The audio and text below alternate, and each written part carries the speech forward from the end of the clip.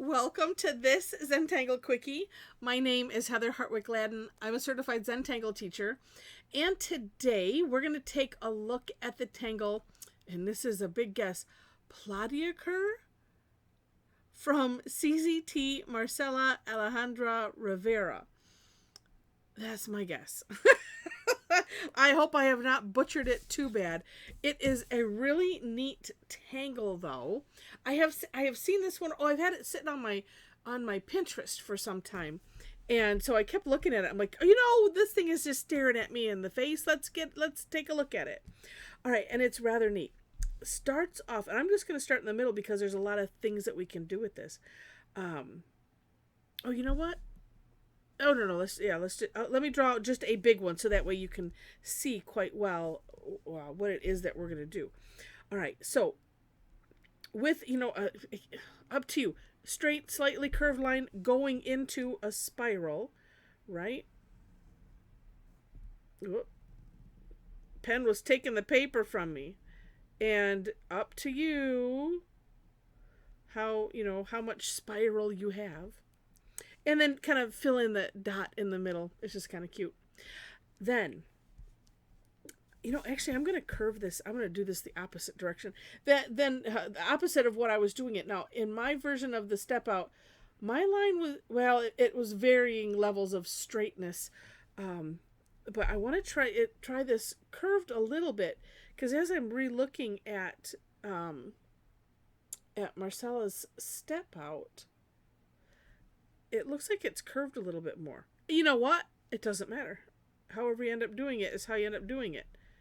So, kind of like that. Using a little bit of the takeoff and land. I mean, this is takeoff here where you trace a little bit over and then you land there.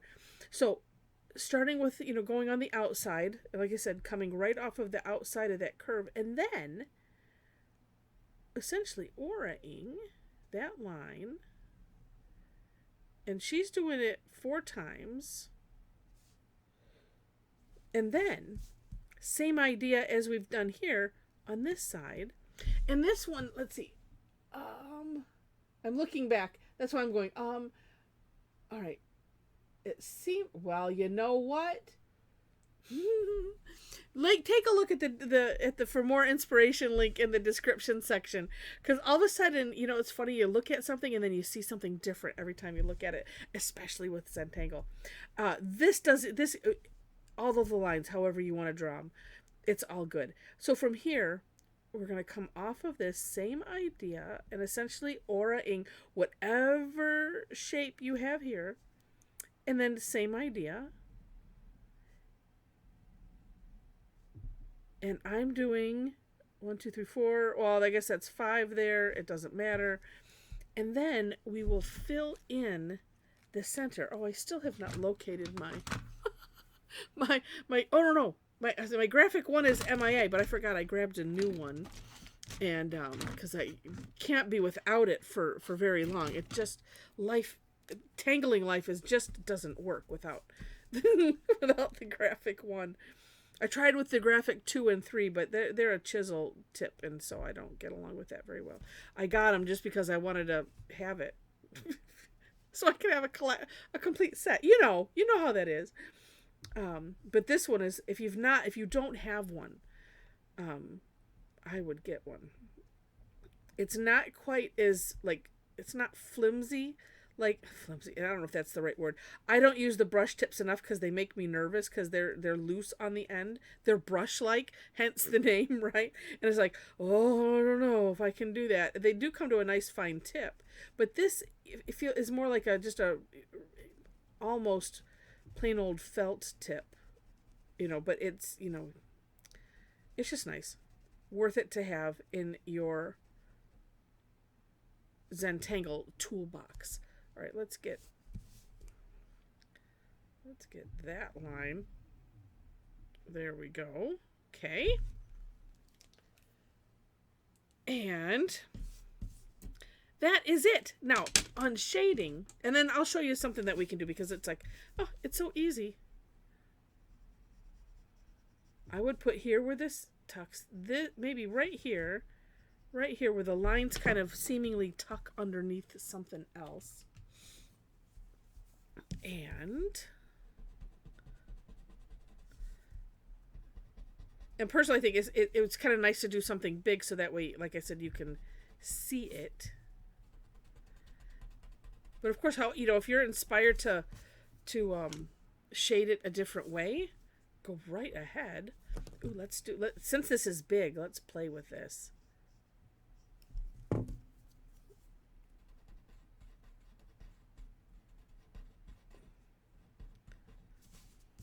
Ooh, that's kind of neat.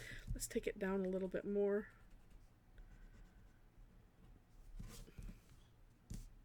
It just makes it look puffy. And I think that looks really, really neat. So play with it. It's fun. Okay, now, some things that you could do. And again, take a look at the For More Inspiration link, because there you will see Marcella's playing. But you could, this could turn into, well, like she did, it could turn into flowers. It could turn into leaves. It could just turn into, like I said, whatever you want to turn it into. Just having a bunch of them. Oh, and I think I'll do one that's a little bit whimsical too. Oh, stopping that line there. Look at me getting ahead of myself. Although, if you alternated them at the bottom, then you could end up with like hybrid, the Zentangle tangle. This would just be kind of alternated.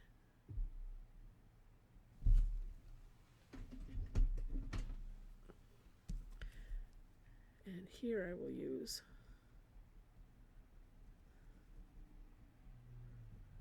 just this, just because it's small. But then, ooh, can I do it backwards? I don't know. Oh, let's try. But I'm going to do it upside down to do it backwards. That gave me another idea. Okay. I have to do it upside down to do it backwards. Hey, it works. Oh, that's right. I was going to try something a little bit wonky, but then I came up with a different idea. Okay, and it's the outside one. From the outside, we do that first. And I'm also going to suggest, depending. So like on this big one, you could do more lines, I suppose. Like this, it's an odd number. They're not even, and you see how much it really doesn't matter. But, you could play with more lines if you want. Just depends on the look that you want to get from it.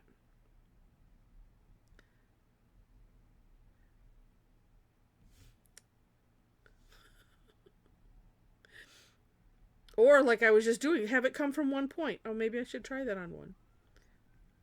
This is why we say there's no such thing as a mistake in Zentangle. Because you might turn up with something cool when you just let the pen... Sometimes that pen just wants to do whatever it wants to do. Okay, because this is what I was just picturing. Because you could have a lot of fun with it. Let's do... Yeah. It's just one of those, it just doesn't matter. Oh, look what I did over here. Look on both of them. Good thing you can come back afterwards and do that. Oh, well, okay, I'm just going to go down the same path because I've started something and I want to be consistent-ish. But how fun. It looks a lot more complicated than it is, because I know I was looking at it before and I was like, oh, okay, that looks hard. Yeah, so what do I do? 1, 2, 3. Yeah, so I'm almost doing... No, because I have... Okay, I'm just going to keep going with what I've done. It's like 4 on one side and 5 on the other. It's all good. It's all good. All right, and then let's do it backwards again. And look at how I start small and end up bigger.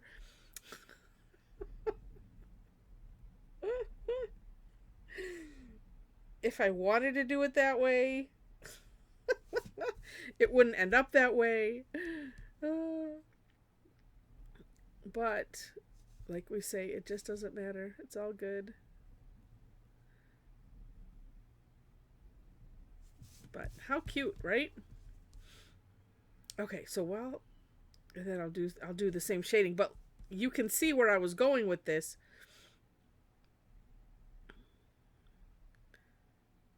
So not only could you make it be look like a flower or leaves, but butterflies. Heck, if you just do two, like that way, and it could be a dragon. It could look dragonfly-esque.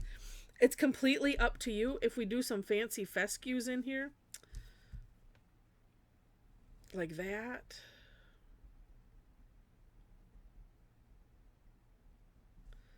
And like that.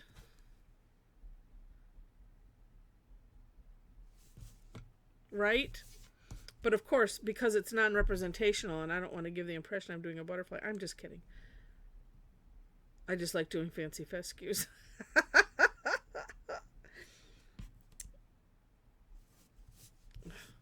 right. It's just fun. My gosh. All right. Well, I hope that you have enjoyed this. If you did, please click on the like button. If you liked it enough to see more, would love to have you be a subscriber to the channel. In the description section, I mentioned it a couple times, is where I have links to the step outs, as well as ways to connect with me. So you'll see the step outs, and then below that is my link tree. And just to highlight, I'm going to highlight the most important first. If you would like to tangle with a bunch of amazing tanglers, we would love to have you join us. I have we have a private Facebook group, and that link will take you there, but you have to answer. If you want to join the group, there are 4 questions that you must answer in order to gain entry. I mean, if you don't, and I pretty much outlined what the expectation and the rules are of the group, because every group has its set of rules usually. See, but that pretty much just gives you the outline of what it is. There's nothing. I mean, yeah, that's pretty much it. I don't have anything extra on there, but it also helps to keep out seemingly like bots or whatever. Look at how neat that is. I'm thinking I should put it on that end too. Yeah. Let's do it. Just a little bit. I mean, because it does just kind of stop, but this way it kind of adds a little bend to it also.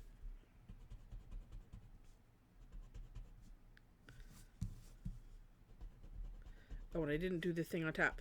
Let me just looking in the camera. So what's interesting is, I mean, you wouldn't have to do anything on the, on the outsides of this. Oh, but you could do this instead. Wait, there's more. You could have fun with thickening. So let's just go carefully. And I'm just basically tracing over the edge. It may be coming out just a little bit, from there, but I'm trying to trace over, come out just a tad, and see how, yeah, that works good. Now, if I was being really smart, I would have, yeah.